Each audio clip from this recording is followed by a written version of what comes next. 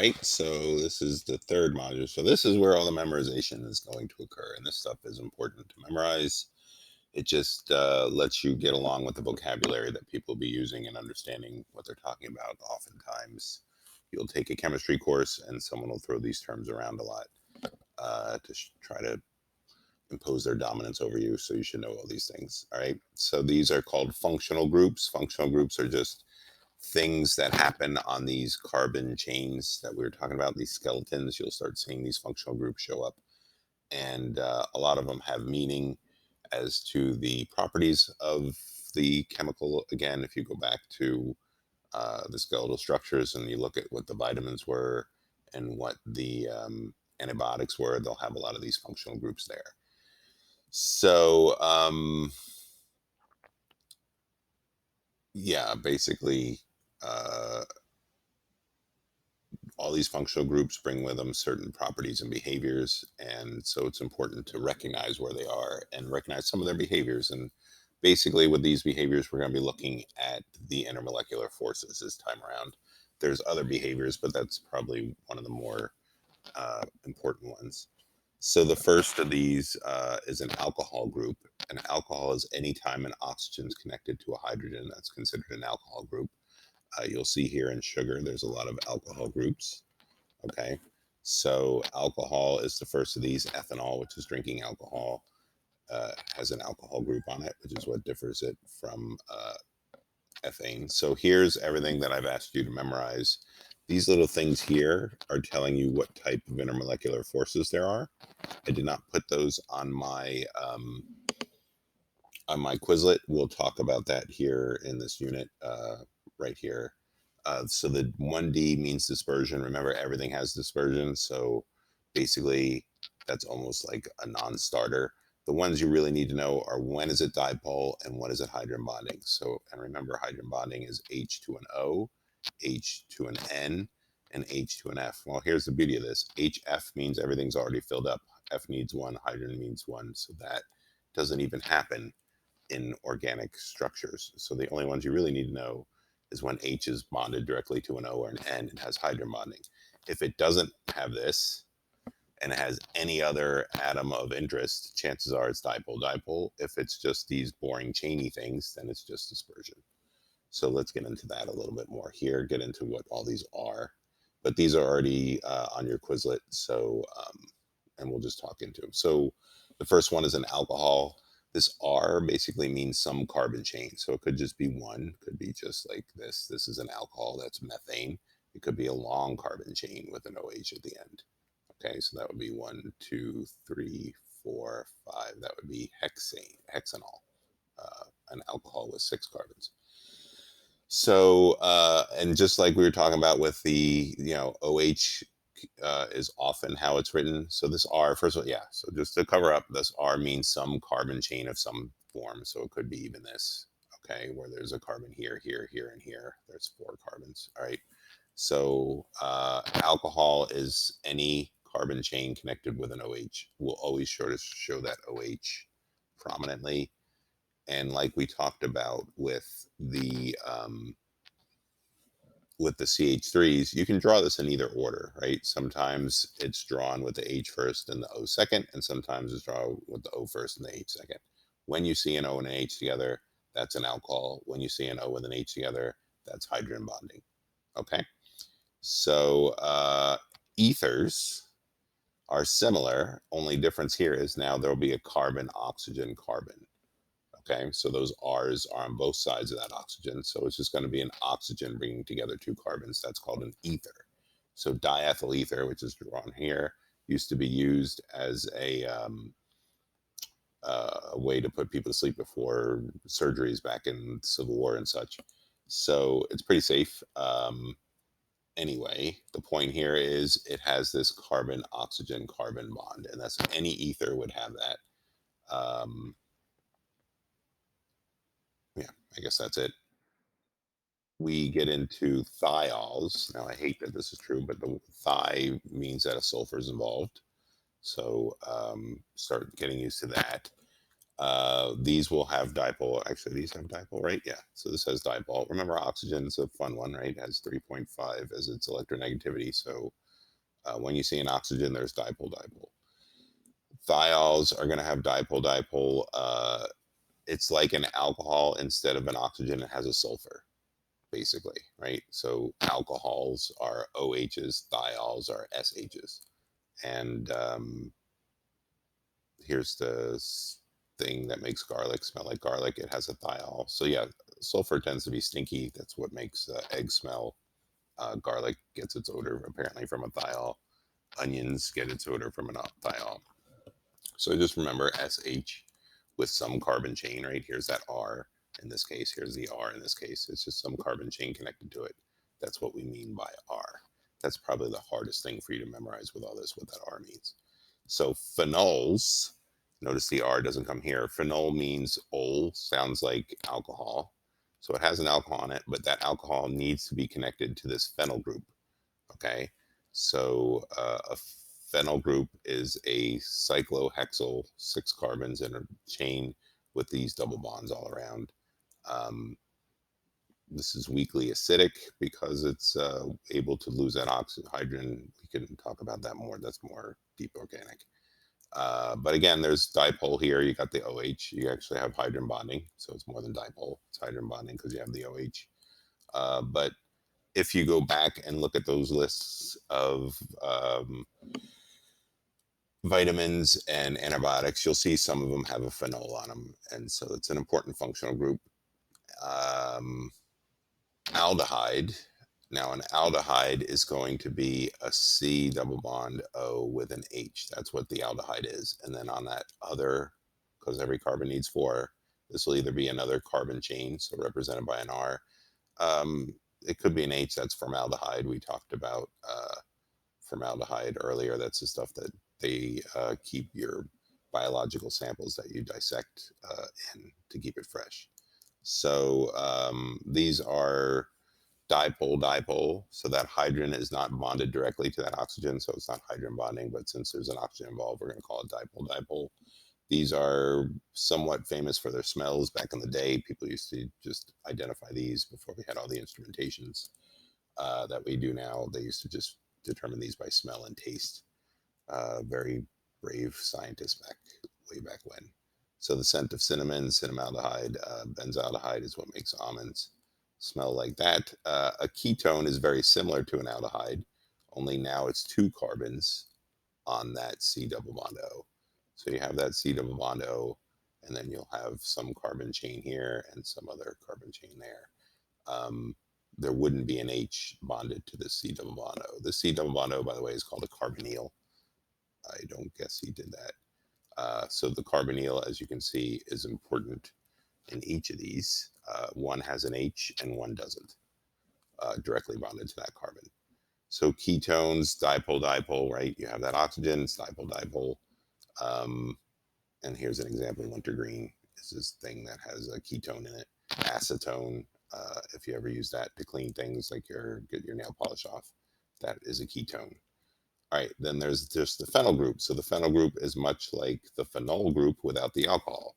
So phenyl group just has this ring on it. Again, if you look back at that list of antibiotics and vitamins, you'll see a lot of these rings. There is no, right, no oxygens, no nitrogens, nothing exciting. So this is just weak London dispersion. Weak dispersion forces happen on here. And you'll see them all over the place if you look for them. So a phenyl group is a 6-membered ring. And 6-membered, think about a honeycomb, right? That's a very strong structure. It's very, and it happens in nature all the time. These phenols and cyclohexyl rings happen a lot. All of, if you remember what cholesterol looked like, it had a lot of these 6-membered rings. And it's a nice structural building block. So phenols would have the difference between that, and cyclohexyl has these double bonds in there, and that is aromatic, which I guess we'll talk about now. So basically, what that means is these carbons, based on what that structure looks like, you would think that these double bonds would make these shorter, closer together, and the single bonds would make them longer together. it turns out the distance between all these carbons is the same. And so what that means basically is that these double bonds are spending half of their time in those and half of their time in this situation. So notice, so that double bond's half of the time between 1 and 2 and half of the time between 1 and 6, right? And because of that, all these bonds end up being the same length. So we represent this phenyl group with these double bonds in one place, but the reality is they could be there, or they could just as easily, I love when that happens, they could just as easily be on the opposite ones. And basically, these electrons are going back and forth so quickly that there is no real difference between the bond between this C1 and C2 and this one C1 and C6. They all basically seem to be the same distance apart and behave in the same way. Anyway, that's what aromatic means. That's just an aside. Okay. Um, oh, there you go.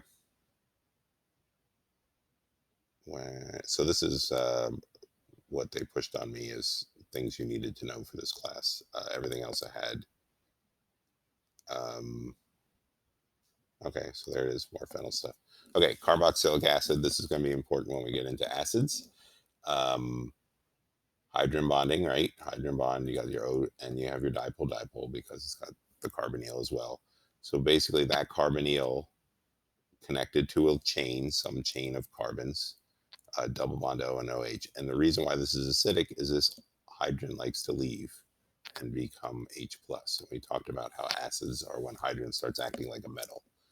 So acetic acid has these. Yeah, there's lots of organic acids and that's what it basically means. An organic acid is something that has a carboxylic acid group on it.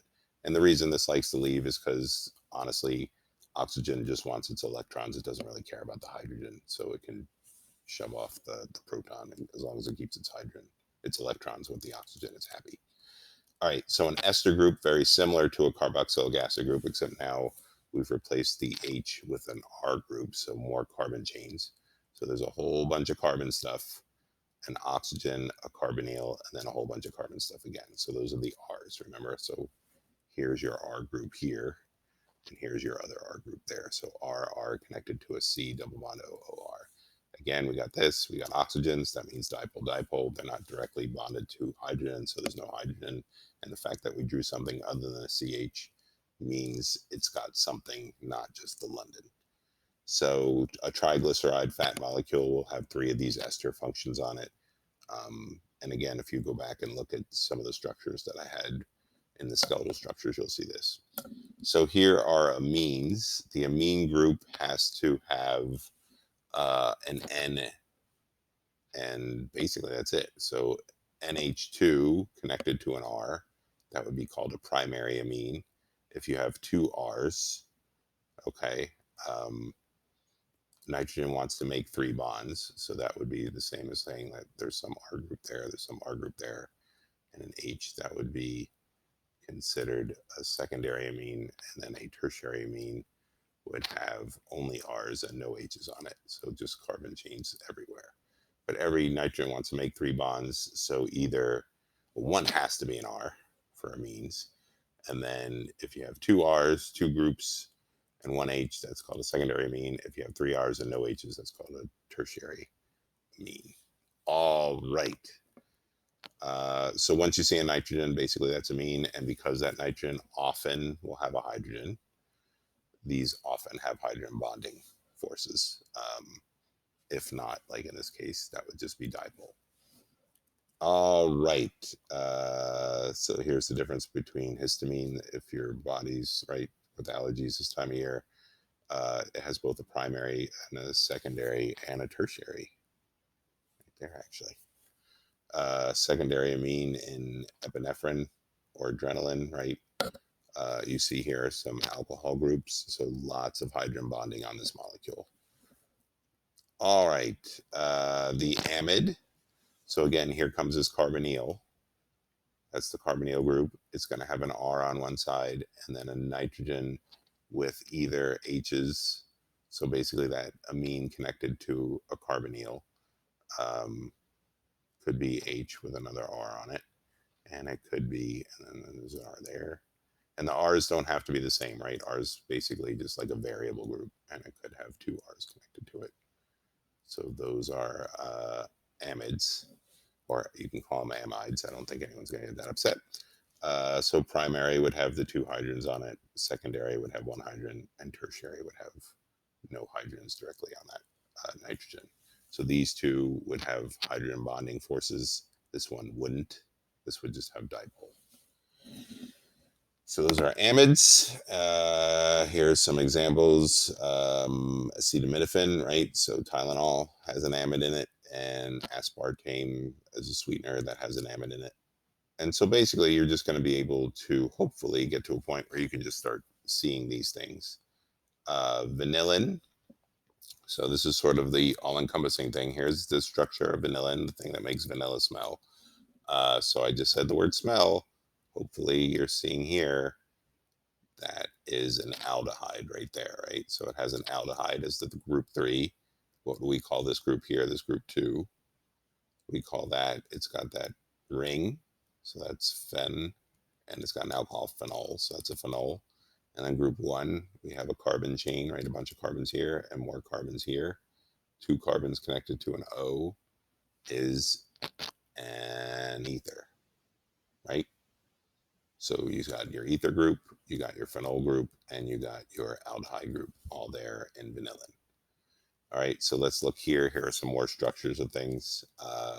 What would you call this group? So you got that carbonyl, the C double bond O.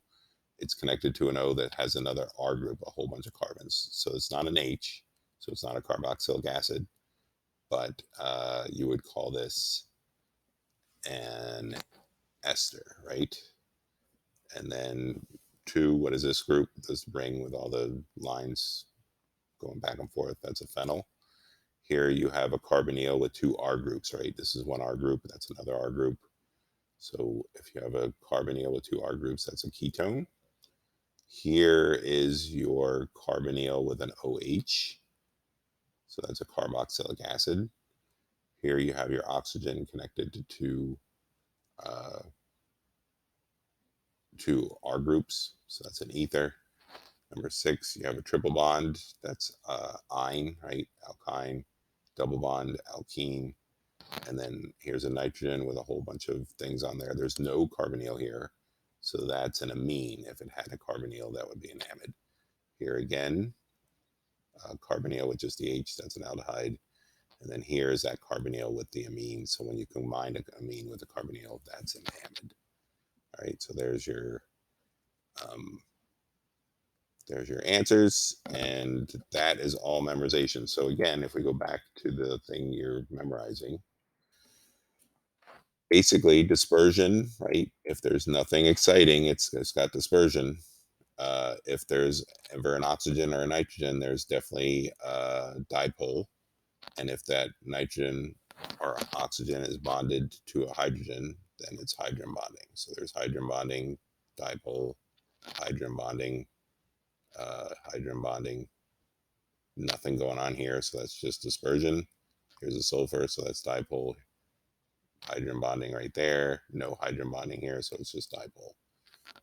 Yeah. So, yeah, that's basically it with that. All right.